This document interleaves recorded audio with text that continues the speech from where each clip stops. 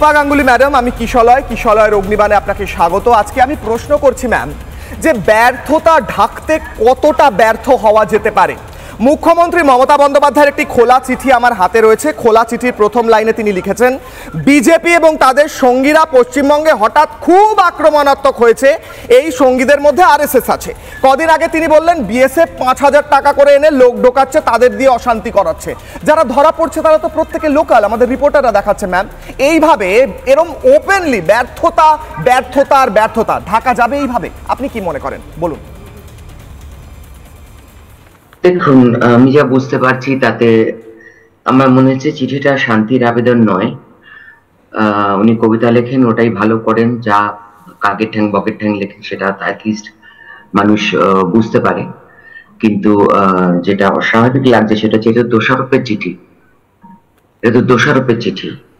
তো এটা কোনো মানে শান্তির আবেদন তো নয়। উনি কাকে কাকে দোষ দেবেন সেটা খুঁজে বেড়াচ্ছেন। খুঁজেই যদি বেড়াবেন কাকে কে দোষ, তাহলে তাদেরকে ডাইরেক্টলি বলতে পারছেন না কেন? শান্তির আবেদন দিয়ে আলফাল একটা কিছু লিখে পাঠিয়ে দিয়েছেন, এটা কি মানেটা কি? উনি কাকে কি বলতে চাইছেন? ওনার নিজের এলাকার লোকজন এই গন্ডগোলগুলো পাকাচ্ছে, অথচ উনি তাদের ধরছেন না। আর এত যে বাড়ি ঘর, এত হাজার হাজার লোক ওখানে এইরকম তাণ্ডব চালাচ্ছে, আর এই পুরো তাণ্ডবটার মধ্যে 4টে লোককে ধরলে হয়ে গেল। 4জন মাত্র অপরাধী, খুনের জন্য 4জন অপরাধী। আর এতগুলো যে আগুন জ্বললো, এতগুলো যে বাড়ি জ্বললো, এতগুলো যে বাচ্চা কোলে কাকে নিয়ে মানুষগুলো পালালো, তাদেরকে দেখবে, তাদের ঘরদোরকে বানাবে। তারা কালকে থাকবে কোথায় গিয়ে? কতদিন তারা মাঠে ঘাটে এর বাড়ি ওর বাড়ি গিয়ে পালিয়ে বেড়াবে? ম্যাম ওখানে কিসের শান্তির আবেদন উনি করেছেন? রূপাদি, ওখানে যারা রয়েছেন ওই আশ্রয়স্থলে, আমরা গতকাল তার আগের দিনও দেখিয়েছি, ওই আশ্রয়স্থলের মধ্যে তারা বলছেন আমরা জেলের চেয়েও খারাপ আছি, আমরা জেলের চেয়ে হয়তো ভালো থাকতাম। পুলিশ অত্যাচার করছে, তাদের বাড়ি হারিয়েছে, ঘর হারিয়েছে, পরিবার হারিয়েছে, খাবার নেই, এবং আশ্রয়স্থলে তাদের উপর অত্যাচার হচ্ছে। এটা এই রাজ্যে আমরা বসে বসে স্টুডিওয়ে আলোচনা করছি ম্যাডাম, এটা চলবে তো? এটা এরমই চলবে? আমার তো প্রশ্ন হচ্ছে, সাধারণ মানুষগুলো কোথায় গেল? সাধারণ মানুষ আজকে কই? সোশ্যাল মিডিয়াতে কোনো আলোচনা দেখছি না।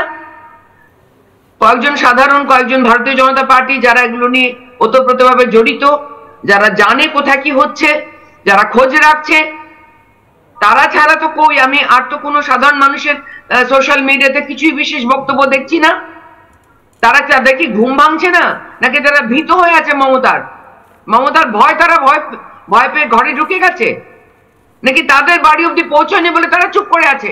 আমি সেটা বুঝতে পারছি না। আমার প্রশ্ন হচ্ছে, এতগুলো মানুষের এরকম দুর্দশা, অথচ মানুষ চুপ করে বসে আছে কেন? কেন মানুষের সাড়া হচ্ছে না?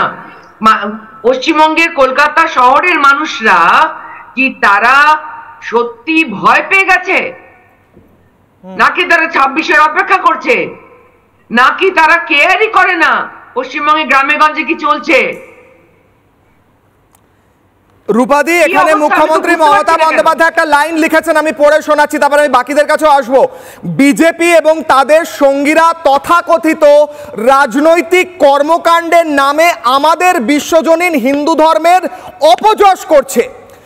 রূপাদি, কি অপযশ করা হয়েছে আমাকে একটু বুঝতে হবে। এটা কোথাকার অপযশ? অপযশ বলতে বিশ্বজনীন ভাবে হিন্দু ধর্মকে অপমান করছে কে? কারা করছে? হিন্দু ধর্মকে অপমান কোথায় হলো? আর সেখানে আরএসএস বা বিজেপি এলো কোথা থেকে? আপনার যে লোকগুলো 4জন লোক ধরা পড়েছে, তারা কোনজন বিজেপির লোক? তারা কোনজন হিন্দু ধর্মের লোক? যারা খুনটা করেছে তারা কোনজন হিন্দু ধর্মের লোক? তারা কোনজন বিজেপির লোক? এটাকে উনি প্রমাণ করুন না। উল্টোপাল্টা কথা বলে হবে খালি? নিজের দায় এড়াচ্ছেন, নিজের ক্ষমতার অপব্যবহার করছেন। সনাতন হিন্দু ধর্ম নিয়ে ওনার এতটুকু কোনো কনসার্ন নেই। আমার প্রশ্ন হচ্ছে, উনি মানুষ মারার দায় কতদিন আর বইবেন কপালে? উনি মানুষ মারছেন, ধরে ধরে হিন্দু ধর্মের মানুষগুলোকে বুকের আঁচল টানা হচ্ছে। ছোট ছোট বাচ্চা মেয়েদেরকে বলা হচ্ছে তো মেয়েগুলোকে পাঠা। ছেলে আমাকে মেয়েগুলো নিজে বলেছে, আমি নিজে কানে শুনেছি, ওরা আমাকে বারবার হাত দেখিয়ে বলেছে যে ওদের কিভাবে হাত টানা হয়, ওদের কিভাবে জামা কাপড় ছেঁড়া হয়েছে, টানা হয়েছে, হাত ধরে টানা হয়েছে, বলেছে চল তুই আমার সঙ্গে ঘর করবি চল। তারপর নিজের চোখে দেখা, ওদের নিজের কথা শোনা।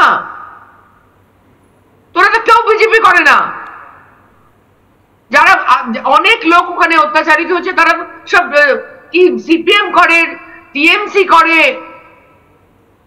তাহলে কে কাকে কি করছে? মমতা বন্দ্যোপাধ্যায় কিসের চিঠি লিখলেন এটা? ঠিক, রূপাদি অনেক ধন্যবাদ। লিমিট থাকবে তো।